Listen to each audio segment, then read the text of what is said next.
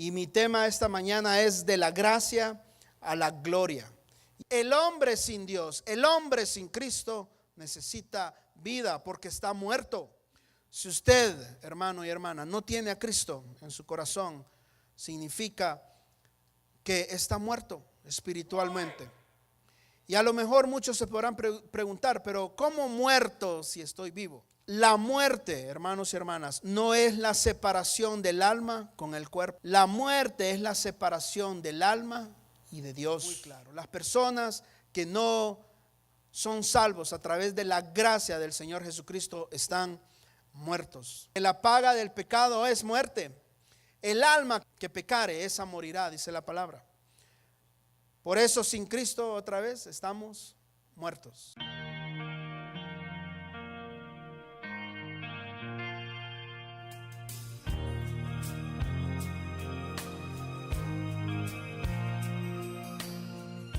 El hombre moderno percibe la fe como un ejercicio de preferencias personales.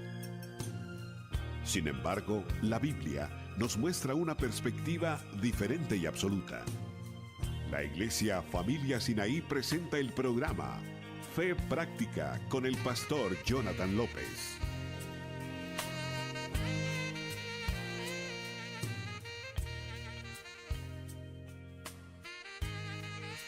Hoy, esta mañana, yo voy a compartir con ustedes un tema que se ha compartido en muchas ocasiones, pero yo quisiera ahondar un poco más en este tema. Quiero hablar de la gracia. Y mi tema esta mañana es de la gracia a la gloria. Y quiero que busque su Biblia. ¿Cuántos trajeron sus Biblias? A ver. Somos un pueblo que se está educando. Somos un pueblo que todos los días está aprendiendo. Así que debe de andar su Biblia, debe de andar un lápiz, debe de andar un cuaderno de notas. Felicito a los que toman anotaciones. Eso nos habla de que hay aprendizaje, de que hay fuerza para querer aprender, para querer memorizar. Amén. A ver si levantan sus Biblias. Quisiera ver cuántos andan sus Biblias. Así es, qué bueno. Cuántas Biblias, qué bendición. Busque Tito capítulo 2 versos 11 al 15. Esta mañana, hermanos y hermanas, yo voy a estar utilizando la Nueva Traducción Viviente. Y qué bueno por las traducciones, qué bueno por las versiones. Escuchaba el otro día una historia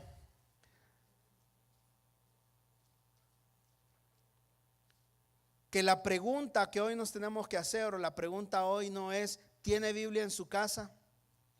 Más bien hoy la pregunta debe de ser ¿qué versión de la Biblia tiene en su casa?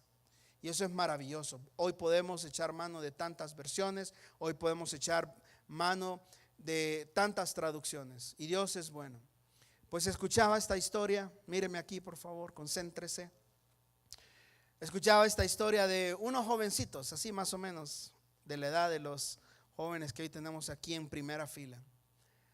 Y ellos platicaban entre ellos y se decían unos a otros qué versión de la Biblia era su favorita. Y uno de ellos decía: mi versión favorita de la Biblia es Dios habla hoy. Y el otro decía: mi versión favorita de la Biblia es la Nueva Versión Internacional. Otro muchachito dijo: mi versión favorita de la Biblia es la Reina Valera, la tradicional que conocemos nosotros los hispanos. Pero un jovencito dijo: la traducción de la Biblia que a mí más me gusta es la de mi mamá. Y eso es hermoso porque no hay nada mejor que nosotros los padres, nosotros los adultos, modelemos la palabra a nuestros hijos. Nosotros los adultos, nosotros los padres, abuelos, tíos, podemos ser la mejor versión de la Biblia para nuestros niños y para nuestros jóvenes. Qué bonito. Así que Tito, capítulo 2, 11 verso al 15, ahí en la pantalla usted va a ver la Nueva Traducción Viviente. Dice: pues la gracia de Dios. Y si usted está ahí con su Biblia y su marcador, voy a pedirle que marque ciertas palabras, subraye ciertas palabras claves dentro de estos versículos. Pues la gracia de Dios ya ha sido revelada, la cual trae salvación. Subraye salvación. a todas las personas. Y se nos enseña o se nos instruye, subraya la palabra instruye, a que nos apartemos de la vida mundana y de los placeres pecaminosos. En este mundo maligno debemos vivir con sabiduría, justicia y devoción a Dios, mientras anhelamos con esperanza, subraya esperanza, ese día maravilloso que se revele la gloria, subraye gloria, de nuestro gran Dios y Salvador Jesucristo. Él dio su vida, subraye, Él dio su vida o entregó su vida para liberarnos de toda clase de pecado, para limpiarnos y hacernos su pueblo, subraye, hacernos su pueblo, totalmente comprometidos a hacer buenas acciones, subraye, buenas acciones. Y el verso 15 termina diciendo: debes enseñar estas cosas y alentar a los creyentes a que las hagan. Tienes la autoridad, le dice Pablo a Tito, tienes la autoridad para corregirlos cuando sea necesario, así que no permitas que nadie ignore lo que dices. Alrededor del siglo XVI vivió un gran predicador llamado John Newton. Él escribió muchos libros, predicó muchos sermones, pero yo pienso que él es más famoso por algo en especial. Él escribió un himno que pienso yo y creo yo y estoy seguro que todo creyente conoce, y estoy seguro que todo creyente ha cantado alguna vez. Él escribió ese himno maravilloso que se llama Sublime Gracia. Pues John Newton tuvo una madre piadosa, pero un padre malvado. Su madre murió cuando apenas él tenía 6 años de edad. Cuando John Newton cumplió los 11 años, él siguió los pasos de su papá y se convirtió en un marinero de la marina inglesa. Y como siguió también los pasos de su padre, John Newton se hundió en el pecado, en el libertinaje, incluso se dedicó a la compra y venta de esclavos como un negocio muy lucrativo en ese tiempo. Cada día él se hundía más y más en los placeres, en el pecado, e incluso en una ocasión él se volvió esclavo de una mujer que una vez lo compró. Dice la historia que él comía de las migajas que esta mujer tiraba de su mesa al suelo para que él las comiera. Vivió hasta ese momento separado de Dios de manera vil y desagradable delante no solamente de los ojos de los hombres, sino también desagradable delante de los ojos de Dios. En una ocasión sus compañeros de barco, al ver la manera en cómo él se conducía en la vida, de manera desordenada, de manera libertina, entonces le regalaron un libro. Ese libro se llama Imitación de Cristo, escrito por el canónigo agustino Tomás de Kempis. Y John Newton comenzó a leer este libro y lo comenzó a estudiar y lo comenzó a meditar, y algo comenzó a suceder en el corazón de John Newton. En una ocasión, una fuerte tormenta azotó la embarcación, fuertísima tormenta, y al parecer la embarcación casi que se hundía. Y de pronto una enorme ola barrió con toda la cubierta del barco y lanzó a John Newton al mar. John Newton pensó que este era su final.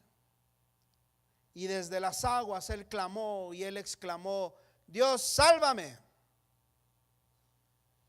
Y de repente una ola apareció por ahí, lo levantó y lo volvió a poner en la cubierta del barco de manera inexplicable. Esto fue más que suficiente para John Newton venir a los pies de Cristo y recibir salvación. ¿Sabe usted qué fue lo que salvó a John Newton? ¿Sabe usted qué fue lo que lo salvó? No fue la ola. Fue la gracia sublime y admirable de Dios.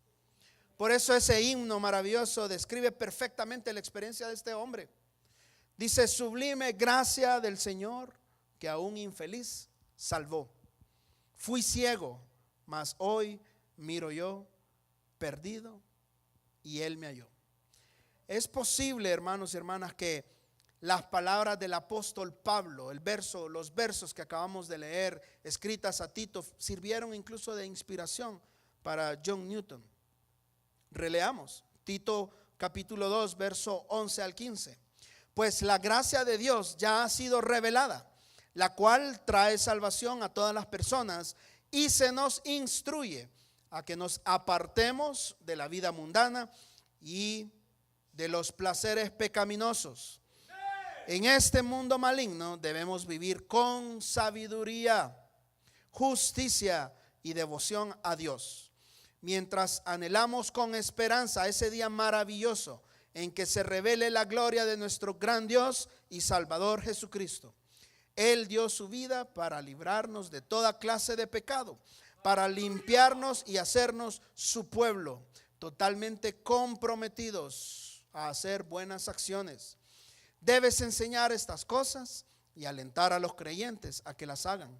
Tienes la autoridad para corregirlos cuando sea necesario, así que no permitas que nadie ignore lo que dices. Los que hemos nacido de nuevo, hermanos y hermanas, podemos encontrar en esta porción, en estas versos, nuestra propia historia, nuestra propia vida espiritual. Y si usted esta mañana no es salvo o no es salva, esta puede ser su mañana, este puede ser su día. ¿Cuántos dicen amén a eso?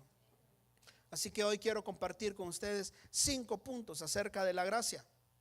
Y número 1, quiero hablar acerca de lo que la gracia, lo que trae la gracia.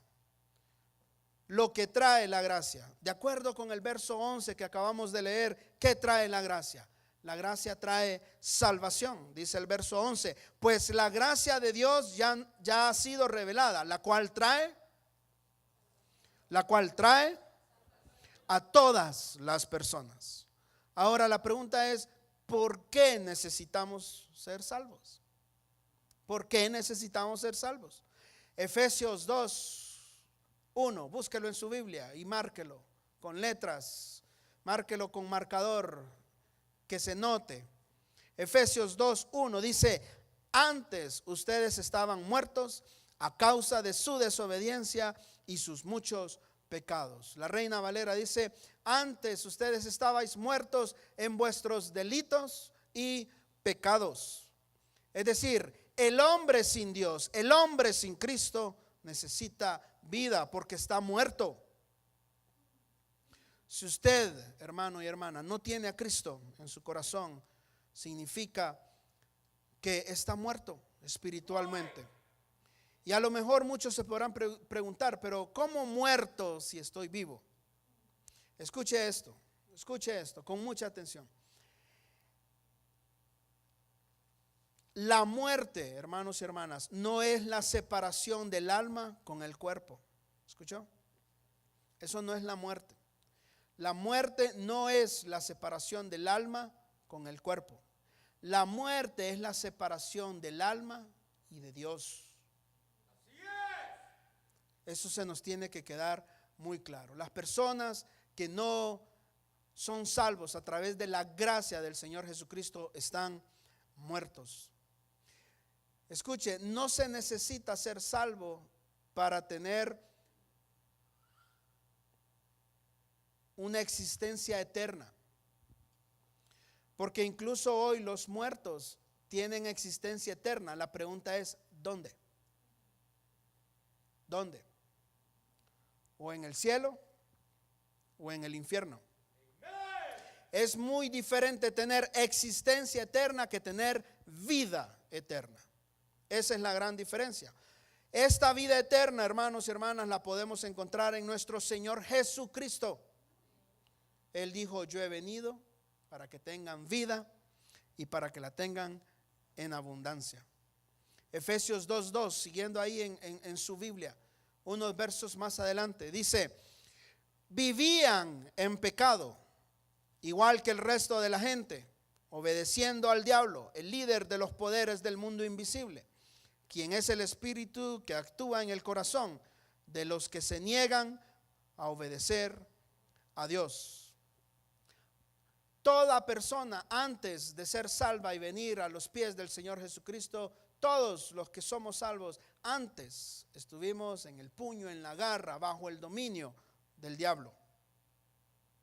En una ocasión Jesús dijo en Juan 8:44: vosotros sois de vuestro padre el diablo. Así que sin Cristo nosotros estamos espiritualmente muertos. En el verso 3, siga leyendo: todos vivíamos así en el pasado. ¿Cuándo? En el pasado, siguiendo los deseos de nuestras pasiones y la inclinación de nuestra naturaleza pecaminosa. Naturaleza pecaminosa. Por nuestra propia naturaleza éramos objeto del enojo de Dios, igual que todos los demás. Todos, dice la palabra, hemos pecado. Todos hemos quebrantado las leyes de Dios. No hay un justo, no hay uno, solamente nuestro Señor Jesucristo. Romanos 3:23 dice: pues todos hemos pecado, nadie puede alcanzar la meta gloriosa establecida por Dios. La versión Reina Valera dice: por cuanto todos pecaron, están destituidos de la gloria de Dios. Así que la paga del pecado es, todos sabemos eso, que la paga del pecado es muerte. El alma que pecare, esa morirá, dice la palabra. Por eso sin Cristo, otra vez, estamos muertos. Tenemos esa naturaleza pecaminosa, así hemos nacido. Y esa naturaleza pecaminosa ha sido heredada por nuestros padres. Y nuestros padres de sus padres. Y esos padres de sus padres y de sus padres, hasta llegar al primer Adán, por donde entró el pecado. Desobediencia. El salmista David en una ocasión escribió: en pecado me concibió mi madre. No significa que la mamá había pecado a la hora de concebir a David, no.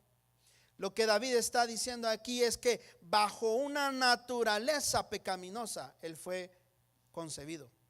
Por eso, hermanos y hermanas, es que necesitamos algo más que cultura. Por eso es que necesitamos algo más que filosofía. Por eso necesitamos algo más que ciencia, técnica, más que política, más que religión. Necesitamos la vida que solo Cristo la puede dar. Esa naturaleza pecaminosa está ahí hasta que Cristo viene y transforma las cosas en nuevas. Imagínese que usted anda por ahí, por las partes desérticas de Farmington, y de repente usted se encuentra una pequeña serpiente de cascabel, bebé, pequeñita, y usted la recoge y se la lleva como mascota para su casa y la cuida y la alimenta y la trata bien y la tiene en su cajita. ¿Qué cree usted que va a pasar cuando esa serpiente crezca? Esa serpiente en cualquier momento le va a dar una mordida y va a inyectar su potente veneno en usted. Así es la naturaleza pecaminosa que hemos recibido de Adán. Pero escuche la buena noticia, escúchela. En Efesios 2, verso 4, siga leyendo en su Biblia. Pero Dios, diga conmigo, pero Dios, otra vez, pero Dios, que es tan rico en misericordia y nos amó tanto, que a pesar de que estábamos muertos por causa de nuestros pecados, nos dio vida cuando levantó a Cristo de los muertos. Es solo por la gracia de Dios que ustedes han sido salvados. Qué maravillosa palabra. ¿Puede dar un aplauso por ese verso? Esa es la gran noticia. Un muerto no se puede resucitar con educación. Un muerto no se puede resucitar con cultura. Imagínese tener aquí a un muerto sentado en una silla y quererle infundir vida diciéndole: haz estos ejercicios, haz estas lagartijas para que puedas tener vida, o canta esta canción, o apréndete estos libros. No hay manera, no hay manera. Solo Cristo puede infundir vida, y vida en abundancia. Por eso necesitamos, otra vez lo repito, necesitamos más que religión, más que filosofía, más. Nada de esto da resultado, ni la cultura, ni la educación, ni la filosofía. Y es lo que el mundo intenta siempre hacer y no lo logra. ¿Qué necesitamos entonces? Necesitamos la sublime gracia del Señor. Por eso Dios, pero Dios que es rico en misericordia, dice la palabra. Eso es lo que trae la gracia, trae salvación. Repita conmigo: la gracia trae salvación. Y es por pura gracia de Dios. La salvación, hermanos y hermanas, no es ninguna recompensa porque seamos buenos o porque seamos justos, no. Porque a decir verdad no somos ni lo uno ni lo otro. Es más bien, la salvación es más bien un regalo para el culpable. Número 2, ya dijimos que lo que trae la salvación, lo que trae la gracia es salvación. Número 2, la gracia que instruye. Tito 2:12 dice: y se nos instruye, ¿a qué? A que nos apartemos de la vida mundana y de los placeres pecaminosos. En este mundo maligno debemos vivir ¿cómo? Con sabiduría, justicia y devoción. Este versículo merece que lo releamos. Merece que lo releamos. Dice: y se nos instruye a que nos apartemos de la vida mundana y de los placeres pecaminosos. En este mundo maligno debemos vivir con sabiduría, justicia y devoción a Dios. Romanos 6, capítulo 6, versos 1 y 2 dice: ahora bien, pregunta Pablo a los romanos, ¿deberíamos seguir pecando para que Dios nos muestre más y más su gracia maravillosa? Por supuesto que no, dice Pablo. Nosotros hemos muerto al pecado. Entonces, ¿cómo es posible que sigamos viviendo en pecado?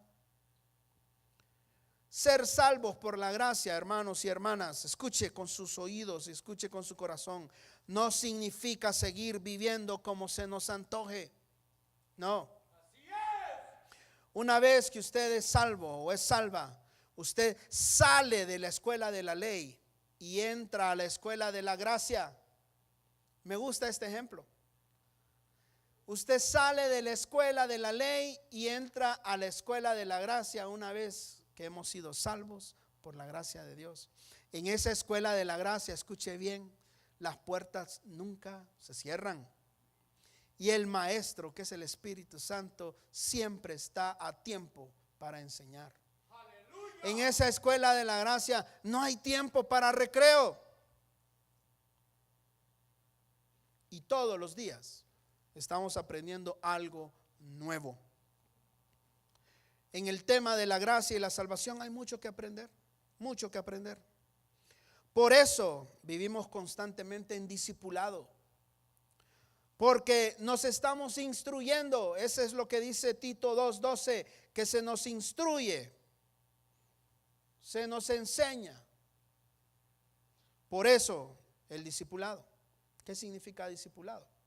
Significa enseñanza, significa aprender.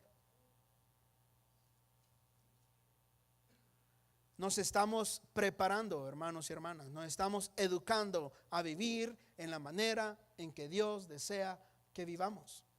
Y por eso insistimos. Tome los cursos del ACE, tome nuestros discipulados, Traiga Biblia, traiga papel, aprenda este versículo, aprenda esta lección, atesore esta palabra en su corazón. Venga a los estudios bíblicos, intégrese a una célula, porque estamos insistiendo e insistiendo e insistiendo a que a través del discipulado nosotros vayamos creciendo poco a poco en esto de la gracia y de la salvación. Ninguno de los que estamos aquí, ninguno se ha graduado de esa escuela. Ninguno de nosotros ha recibido ese diploma de la escuela de la gracia. Ninguno. Esto es un proceso. Dios aún no termina su obra en nosotros. Aunque por la gracia de Dios y el sacrificio de Cristo, delante de los ojos de Dios, nosotros estamos aquí arriba, justificados, santos, apartados. Pero muchas veces nuestro desempeño anda por aquí. Pero para eso es el discipulado. Pero para eso es la enseñanza. Para eso, dice Filipenses 1:6, búsquelo conmigo. Dice, y estoy seguro, dice Pablo, de que Dios, quien comenzó la buena obra en ustedes, la continuará hasta que quede completamente terminada el día que Cristo Jesús vuelva. Así que estamos siendo constantemente discipulados por la gracia de Dios. John Newton escribió estas líneas. Dice, él escribió y decía, no soy lo que pudiera ser. No soy lo que debería ser. No soy lo que quisiera ser. No soy lo que espero ser. Pero por la gracia de Dios no soy lo que un día fui. Qué hermoso. No somos los mismos, hermanos. Nosotros no somos los mismos de antes. Dice el Señor que Él ha hecho todas las cosas nuevas. Las cosas viejas pasaron. Él ha hecho todo nuevo. No somos un remiendo. Nosotros somos nueva creación. ¿Dice amén a eso? El apóstol Pablo dijo en una ocasión, por la gracia de Dios, yo soy lo que soy. Así que Dios trabaja en nosotros para que crezcamos en gracia y conocimiento de nuestro Señor Jesucristo. La gracia que instruye. Número 3, lo que busca, lo que la gracia buscó. Lo que la gracia buscó. Yo me pregunto en qué estaba pensando Dios cuando nos salvó por su gracia. La respuesta la encontramos en el verso 14 de Tito 2. Búsquelo. Dice ahí que Él dio su vida. Diga conmigo, Él dio su vida. ¿Para qué? Para liberarnos de toda clase de pecado, para limpiarnos y para hacernos su pueblo. Diga, hacernos su pueblo. Totalmente comprometidos a hacer buenas acciones. Él dio su vida. Él dio su vida. Qué maravilloso. Significa que hemos sido comprados. Escuche bien, por favor. Si el Señor dio su vida, significa que hemos sido comprados. No con cosas corruptibles como el dinero, como el oro o como la plata. No. Hemos sido comprados con la preciosa sangre del Señor Jesucristo. ¡Aleluya! Entonces, ¿qué es la gracia? La gracia podríamos decir que es amor. Sí, es amor, pero es más que amor. Podríamos decir que la gracia es amor que se da. Sí, es amor que se da, pero es más que eso. Podemos decir que la gracia es amor que se da cuando no hay mérito. Sí, la gracia es amor que se da cuando no hay mérito, pero es más que eso. Es amor que llega a la gente vil y depravada, pero es más que eso. La gracia es amor que se da a aquellos que incluso nunca dan. Dice la palabra que nosotros le amamos a Él porque Él nos amó a nosotros primero. La gracia busca darse a los pecadores que no merecen ni nunca merecerán nada. La gracia busca darse aun cuando no hay ningún merecimiento. La gracia, hermanos, es un regalo de altísimo precio de parte de nuestro Dios. No solamente es que Él dio, sino que dice la palabra, Él se dio a sí mismo. Él fue herido y crucificado por culpa de nosotros, los pecadores. Dios el Padre puso en Él el castigo de todas nuestras iniquidades. Puso en Él el castigo por los pecados que Él nunca cometió. Lo hizo por los pecados de toda la humanidad. Porque de tal manera, dice la palabra, amó Dios al mundo que dio a su Hijo. A eso se le llama gracia sublime y admirable. Cuando, hermanos, nosotros y la gente entiende acerca de esta gracia, acerca de esta salvación admirable y maravillosa que hemos recibido como regalo de parte de Dios, entonces se escriben los mejores libros. Entonces se pintan los mejores cuadros. Entonces se predican los sermones más agraciados. Entonces se escriben las canciones más hermosas. ¿Qué fue lo que buscó la gracia? Buscó comprarnos y purificarnos. No es que Dios dice, ya los perdoné de sus pecados, ahora vivan como quieran. No. Él dice la palabra, nos compró. ¿Qué significa eso? Significa que le pertenecemos. Diga, ponga su mano aquí y diga, yo le pertenezco a Dios. Otra vez dígalo, yo le pertenezco. Así que no nos pertenecemos a nosotros mismos. Hermanos, entendamos, le pertenecemos a nuestro Dios. No podemos vivir como se nos antoje. No podemos pensar como se nos antoje. No podemos hablar como se nos antoje porque no nos pertenecemos. Le pertenecemos a Dios. No nos mandamos nosotros solitos. Nos debemos en obediencia total y adoración total a nuestro Señor Jesucristo. La gracia comienza a trabajar en cada uno de nosotros, pero lo hace desde adentro hacia afuera. Y dice este versículo también que estamos o debemos estar totalmente comprometidos a hacer buenas acciones, es decir, buenas obras. Por eso Familia Sinaí es una iglesia misionera.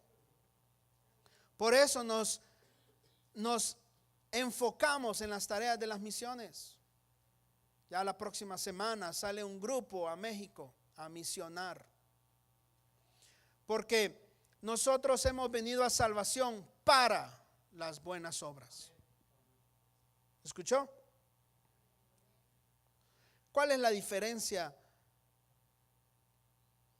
de las buenas obras de una persona que es salva y otra persona que no es salva? Bueno, la persona que no ha sido salva hace buenas obras para alcanzar, para lograr el favor y la gracia de Dios. Pero una persona que ha sido salva por la gracia de Dios, entonces, porque ha sido salvo, entonces se dedica a las buenas obras. Por eso decimos que somos salvos no por las buenas obras, pero sí somos salvos para buenas obras. Pero todo esto tiene que ver con el corazón, con la intención del corazón. ¿Con qué intención nosotros damos? ¿Con qué intención nosotros oramos? ¿Con qué intención del corazón nosotros cantamos y servimos a los demás? Hay muchos que piensan que porque estamos bajo la gracia de Dios, entonces dicen, no, Dios me perdona esta manera de vivir. O Dios no le importa que yo ya no diezme. De todas maneras eso es del Antiguo Testamento. O ofrende. O ya no es necesario ir a la iglesia porque ahora estamos bajo la gracia de Dios. No. No. Porque la gracia, hermanos y hermanas, hace que nuestros estándares de vida se eleven. La gracia no hace que se bajen. Ya sean esos estándares, ya sean de vida, éticos, morales, espirituales. Todos esos estándares, la gracia los eleva, no los baja. Y escuche, cualquier persona o cualquier disque creyente que le diga de que no es necesario congregarse, o no es necesario ofrendar, o no es necesario diezmar, o no es necesario cantarle y adorar al Señor, déjeme decirle que esa persona es una desgracia para la gracia. Cristo es nuestra justicia y la ley se ha completado en nosotros a través del sacrificio de nuestro Señor Jesús. Cristo lo ha hecho todo. Por eso somos pueblo propio de Dios. En otras versiones dice que somos pueblo peculiar. ¿Qué significa ser peculiar? No significa ser raro. Aunque quiero decir que muchos podemos parecer raros, pero no lo somos. Ser peculiar es ser especial, lo acaba de decir el hermano Miguel. Es tener rasgos característicos de una persona. Si ustedes leen la historia, en la antigüedad, cuando los reyes iban a las batallas y a las guerras, y ellos ganaban esa batalla y esa guerra, ellos, los reyes, tomaban para sí lo que se llamaba el botín de guerra. El botín de guerra era lo más valioso y lo más hermoso que encontraban en la ciudad conquistada. Y regresaban luciendo ese trofeo y esas posesiones peculiares. Ahora escuche, nuestro general en jefe, Jesucristo, peleó la gran batalla por cada uno de nosotros y la conquistó. Y dice su palabra que ha tomado por botín a cada uno de nosotros, haciéndonos sus hijos, sus hijas, y nos ha hecho su pueblo peculiar. Y Él nos luce a nosotros. Y Él está orgulloso de cada uno de nosotros. Dice amén a eso. Número 4, lo que la gracia trajo. Tito 2, verso 13. Mientras anhelamos con esperanza, diga conmigo, esperanza, ese día maravilloso en que se revele la gloria de nuestro gran Dios y Salvador Jesucristo. La gracia, hermanos y hermanas, trajo una esperanza bienaventurada. ¿Cuál es esa esperanza? Pues lo que inicia en gracia en el verso 11 de Tito 2, termina en gloria en el verso 13. La gracia siempre termina en gloria. ¿Qué gloria? La gloria de Dios. Y hablando de gloria de Dios, en el siglo I existió un sacerdote, San Irineo. Él dijo que la gloria de Dios era el hombre y la mujer que viven y cómo viven. ¿Qué significa esto? Que cuando nosotros vamos al necesitado, al que no tiene salvación, al que no tiene a Cristo en su corazón, y lo levantamos y le ayudamos, y vamos a esos pueblos remotos de México y les ayudamos y vemos esos lugares mejorar y mejorar, eso, hermanos y hermanas, es la gloria de Dios. Los que hemos sido salvos podemos ver más allá de un simple hoyo de 6 pies en el que puede terminar la carne, el cuerpo. Nosotros tenemos una esperanza bienaventurada, y es que un día vamos a ver al Señor cara a cara y nos vamos a encontrar con Él y vamos a vivir con Él para siempre. Eso trae la gracia también, una esperanza bienaventurada. Dice que somos el pueblo propio de Dios. Nosotros no estamos esperando a un enterrador, estamos esperando a un resucitador que viene por su iglesia. Qué maravilloso. Y como ese pueblo propio de Dios, no podemos quedarnos sentados de brazos cruzados. No podemos. Hay muchos creyentes que se trasladan al cielo antes de tiempo. Se trasladan a la eternidad antes de tiempo. Hermanos y hermanas, en la cruz del Calvario el Señor Jesucristo resolvió para de una vez y para siempre el asunto de nuestra eternidad. Pero hay trabajo en el más acá. Así que no podemos trasladarnos al más allá antes de tiempo y dejar que este mundo se muera y dejar que este mundo se destruya. Tenemos, dice la palabra, que ser la sal y la luz. La sal y la luz. Hoy, hermanos y hermanas, vivimos en un mejor pacto. He escuchado muchas veces que hay personas que dicen: ¿cómo me hubiese gustado vivir en los tiempos de Elías para ver descender el fuego del cielo? Hoy usted y yo vivimos en un mejor pacto porque el Dios de Elías está dentro de nosotros. Elías tenía que ir a un lugar a buscar a ese Dios. En el nuevo pacto ese Dios vino, nos buscó y se nos metió adentro. Hoy he escuchado decir: ¿cómo me hubiese gustado vivir en los tiempos del Señor Jesús y escuchar sus predicaciones en el monte de las bienaventuranzas? Pues ese Señor Jesús que predicó esas bienaventuranzas en ese monte, hoy vive en nosotros y todos los días nos predica esas bienaventuranzas al corazón. Así que la gracia trajo una esperanza bienaventurada. Y otra vez repito, y es que vamos a ver en gloria al Señor cuando venga por su iglesia y vivamos con Él en la eternidad. Seguimos aprendiendo de gracia, seguimos aprendiendo de salvación. Recuerdo yo que cuando yo estudiaba en la escuela en Honduras, yo estudié en una escuela evangélica, tuve esa bendición, una institución cristiana. Y por ignorancia o por mala enseñanza, siempre se nos estaba diciendo: el infierno, el infierno, el infierno, el infierno. Siempre se nos estaba diciendo el pecado, el pecado, el pecado.